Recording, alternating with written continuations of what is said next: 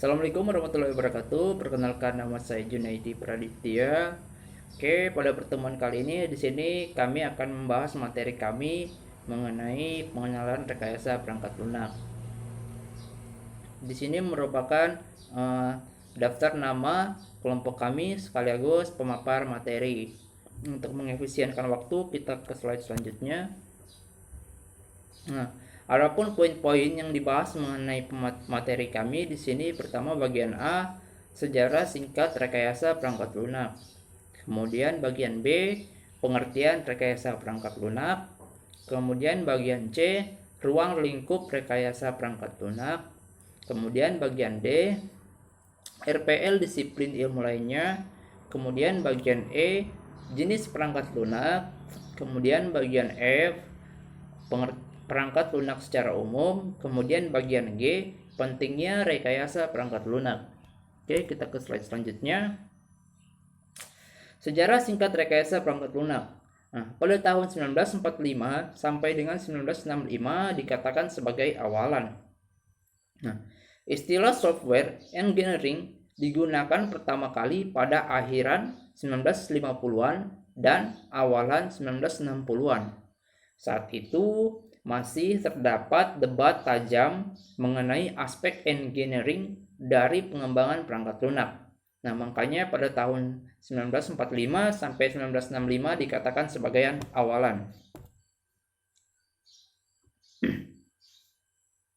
Oke, sedangkan dari tahun 1965 sampai dengan 1985 dikatakan krisis perangkat lunak. Nah, pada tahun 1960-an hingga 1980-an banyak masalah yang ditemukan para praktisi pengembang perangkat lunak. Banyak proyek-proyek yang gagal hingga masa ini disebut sebagai krisis perangkat lunak. Nah, krisis perangkat lunak ini banyak terjadinya kasus kegagalan pengembangan perangkat lunak yang terjadi mulai dari proyek yang mengembangkan perangkat lunak melebihi anggaran hingga kasus yang mengakibatkan kerusakan fisik dan kematian. Salah satu kasus yang terkenal antara lain meledaknya roket Ariane akibat kegagalan perangkat lunak. Nah, makanya pada tahun 1965 sampai dengan 1985 dikatakan krisis perangkat lunak. Oke, di sini pada tahun 1985 kini tidak ada senjata pamungkas. Nah, selama bertahun-tahun para peneliti memfokuskan usahanya untuk menemukan teknik jitu untuk memecah masalah krisis perangkat lunak. Berbagai teknik, metode, alat proses diciptakan dan diklaim sebagai senjata pamungkas untuk memecahkan kasus ini. Mulai dari pemrograman terstruktur, pemrograman berorientasi objek, perangkat pembantu, pengembangan perangkat lunak atau yang biasa disebut CAS tool, berbagai standar UML, hingga metode format diagung-agungkan sebagai senjata pamungkas untuk menghasilkan software yang benar-benar sesuai dengan dan dapat tepat waktu. Oke, untuk slide selanjutnya di sini akan dipaparkan oleh pemateri selanjutnya, Restika. Saya akan melanjutkan materi dari teman kelompok saya, yaitu pengertian rekayasa perangkat lunak.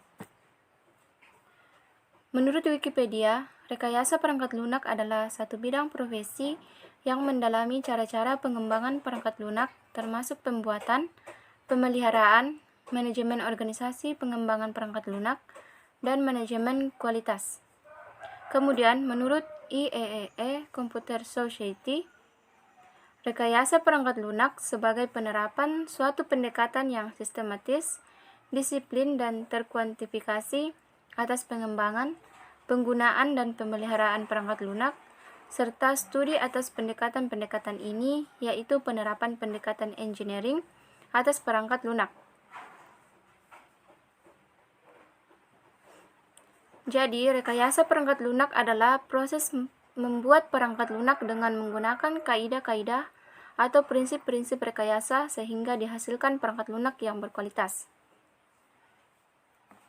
Kemudian, ruang lingkup rekayasa perangkat lunak. Yang pertama yaitu software requirements, berhubungan dengan spesifikasi kebutuhan dan persyaratan perangkat lunak. Yang kedua, software design, mencakup proses penentuan arsitektur, komponen, antarmuka, dan karakteristik lain dari perangkat lunak.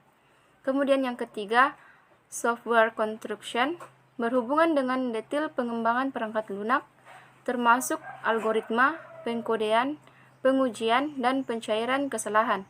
Kemudian yang keempat yaitu software testing, meliputi pengujian pada keseluruhan perilaku perangkat lunak. Kemudian yang kelima yaitu software maintenance, mencakup upaya-upaya perawatan ketika perangkat lunak telah dioperasikan. Kemudian yang keenam, software configuration management, berhubungan dengan usaha perubahan konfigurasi perangkat lunak untuk memenuhi kebutuhan tertentu. Kemudian yang ketujuh, software engineering management, berkaitan dengan pengelolaan dan pengukuran RPL, termasuk perencanaan proyek perangkat lunak. Kemudian yang terakhir, yaitu software engineering process, berhubungan dengan definisi, implementasi, pengukuran, pengelolaan, perubahan dan perbaikan proses RPL. Software quality menitik beratkan pada kualitas dan daur hidup perangkat lunak.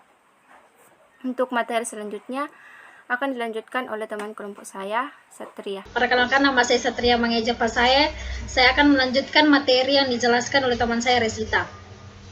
Yang pertama, rekayasa perangkat lunak disiplin ilmu lain. Bidang ilmu manajemen meliputi akuntansi, finansial, pemasaran, manajemen operasi, ekonomi, analisis kuantitatif, manajemen sumber daya manusia, kebijakan, dan strategi bisnis. Bidang ilmu matematika meliputi aljabar linear, kalkulus, peluang, statistik, analisis numerik, dan matematika diskrit. Bidang ilmu manajemen proyek meliputi semua hal yang berkaitan dengan proyek seperti ruang lingkup proyek, anggaran, tenaga kerja, kualitas, manajemen resiko, dan penjadwalan proyek.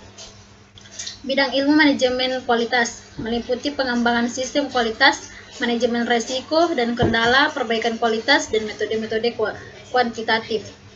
Bidang ilmu ergonomika menyangkut hubungan atau interaksi antara manusia dengan komponen-komponen lain dalam sistem komputer. Bidang ilmu rekayasa sistem meliputi teori, sistem analisis biaya keuntungan, pedomelan, simulasi, proses, dan operasi bisnis.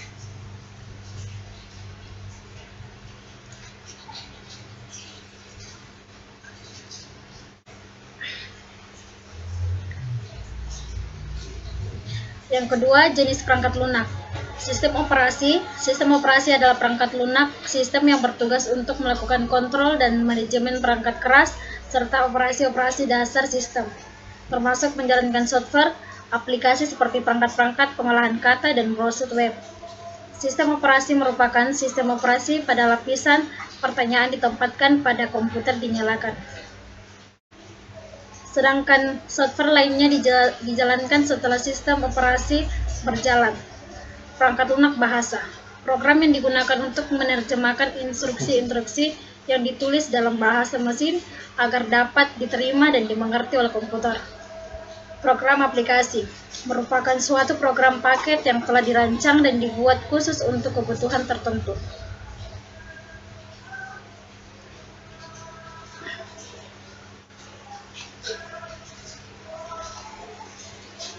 Yang ketiga, perangkat lunak secara umum.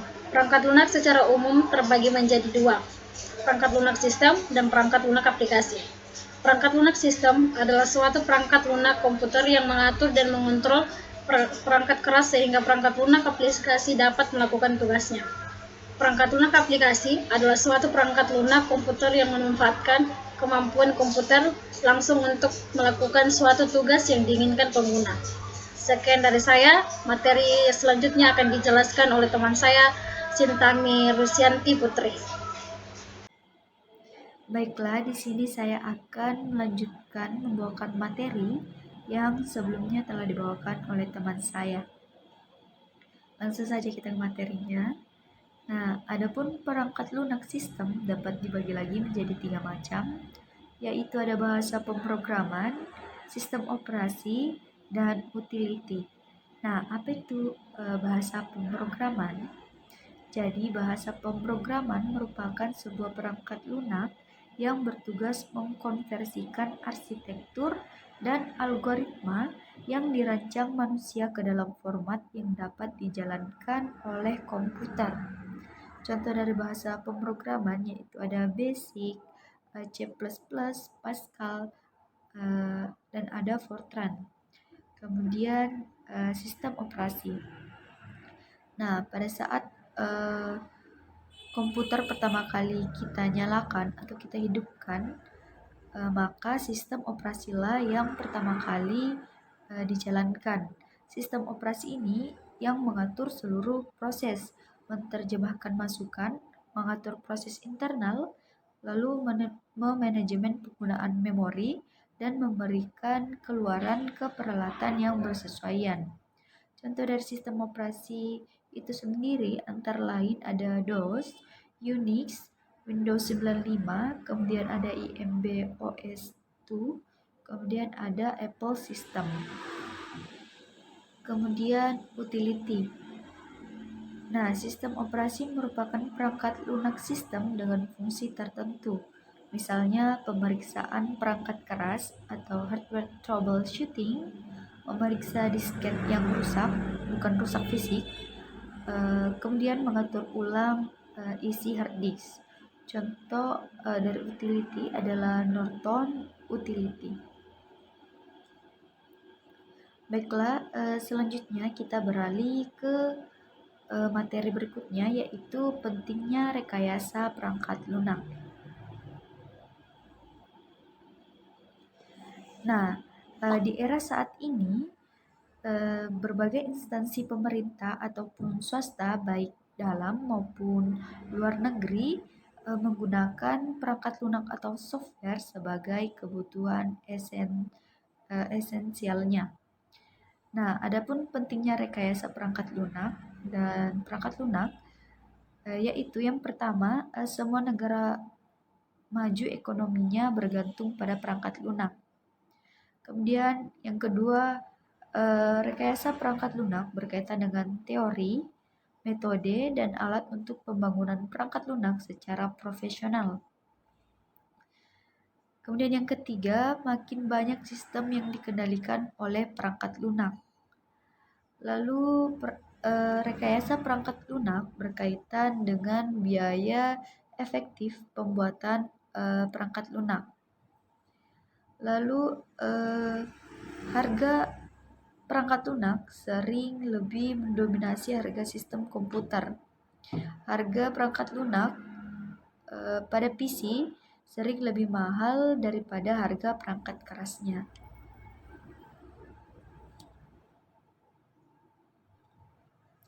Baiklah, adapun kesimpulan dari materi kami yaitu rekayasa perangkat lunak adalah pengubahan perangkat lunak itu sendiri guna mengembangkan, memelihara, dan membangun kembali dengan menggunakan prinsip rekayasa untuk menghasilkan perangkat lunak yang dapat bekerja lebih efisien dan efektif untuk pengguna. Nah, adapun tujuan dari rekayasa perangkat lunak yaitu yang pertama, memperoleh biaya produksi perangkat lunak yang rendah, kemudian menghasilkan perangkat lunak yang kinerjanya tinggi, andal, dan tepat waktu. Kemudian menghasilkan perangkat lunak yang dapat bekerja pada berbagai jenis platform. Lalu menghasilkan perangkat lunak yang biaya perawatannya rendah. Nah, sekian materi.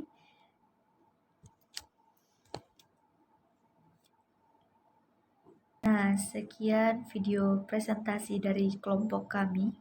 Kurang lebihnya mohon dimaafkan. Wabillahi taufik wal hidayah. Wassalamualaikum warahmatullahi wabarakatuh.